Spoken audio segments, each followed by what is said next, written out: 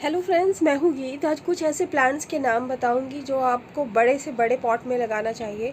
तो कौन कौन से प्लांट्स हैं, चलिए वीडियो शेयर करती हूँ। वीडियो अच्छा लगे तो please like share and subscribe करें मेरे channel gardening with Geet Kumar को।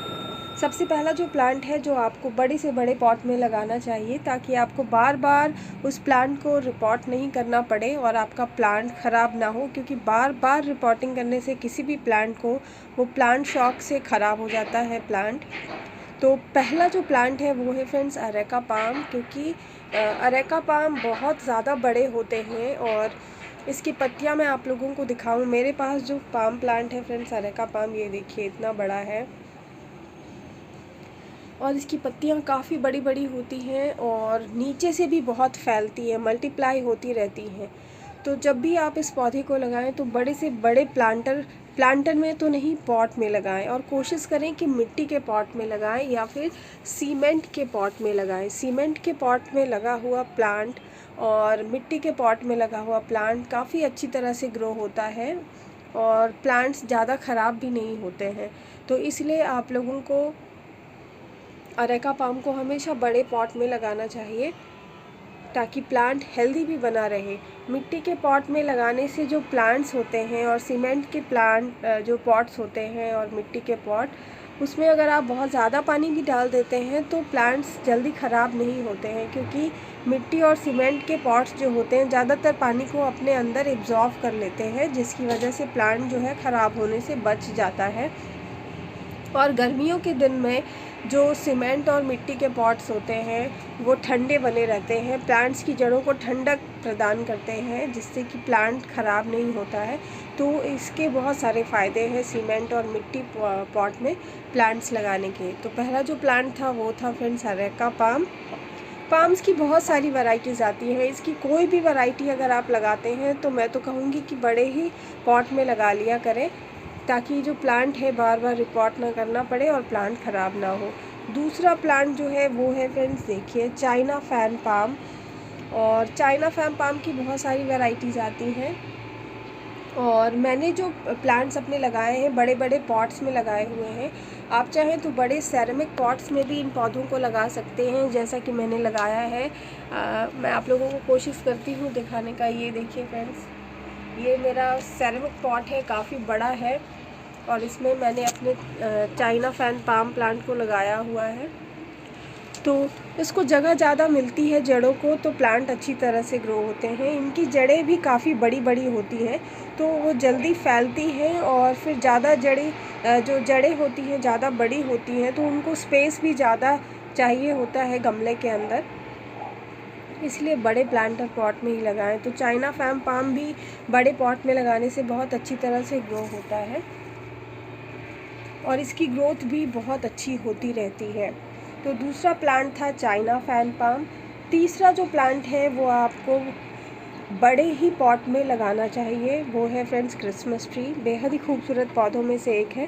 क्रिसमस ट्री को एरोकेरिया भी कहते हैं और इसे नॉरफॉक पाइन आइलैंड प्लांट भी कहते हैं।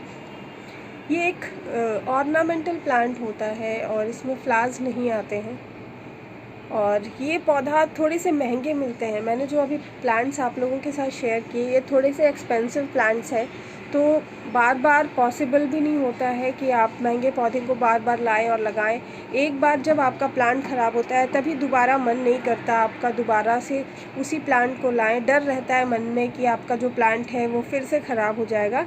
इस चलते हम प्लांट्स लाने के बारे में ही छोड़ देते हैं और प्लांट लाते नहीं हैं। तो इसलिए जब भी आप प्लांट लगाएं तो बड़े पॉट में ही लगाएं। मैंने भी फ्रेंड्स ये देखिए, मैं आप लोगों को दिखाती हूँ। मैंने क्रिसमस ट्री को ये देखिए ये सीमेंट के गमले में लगाया हुआ है, बड़ा गमला है।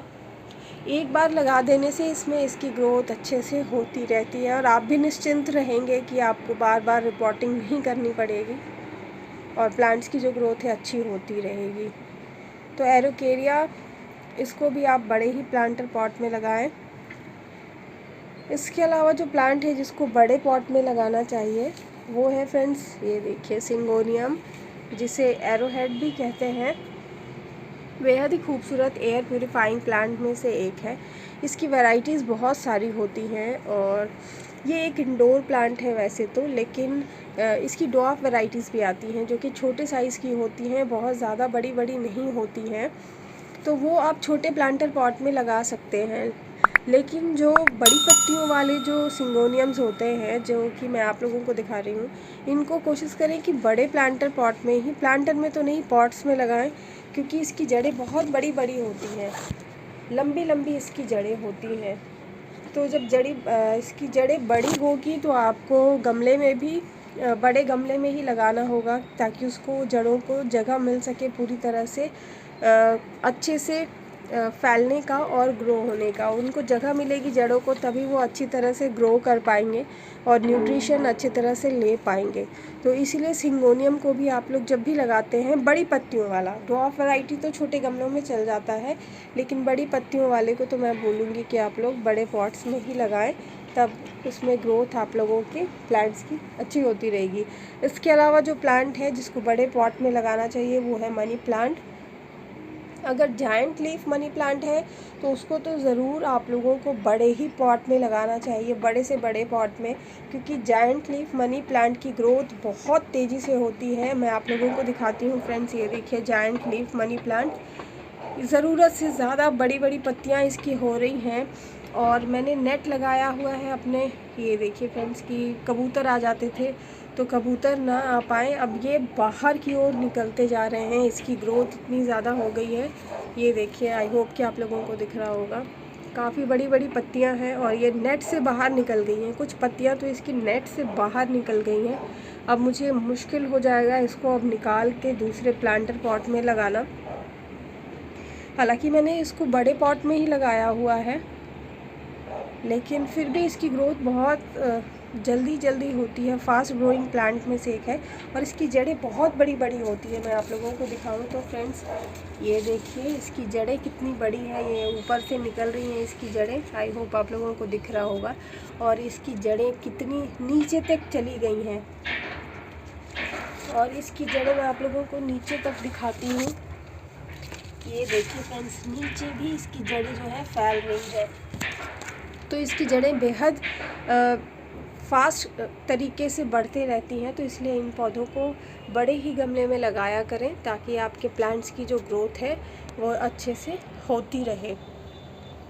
मनी प्लांट के जो दूसरी वैराइटीज़ होती है, जैसे कि मैंने लगाया मार्बल क्वीन और ये नियॉन पोथोस, तो इसको आप हैंगिंग बास्केट में भी लगा कर रख सकते हैं बहुत सालों तक।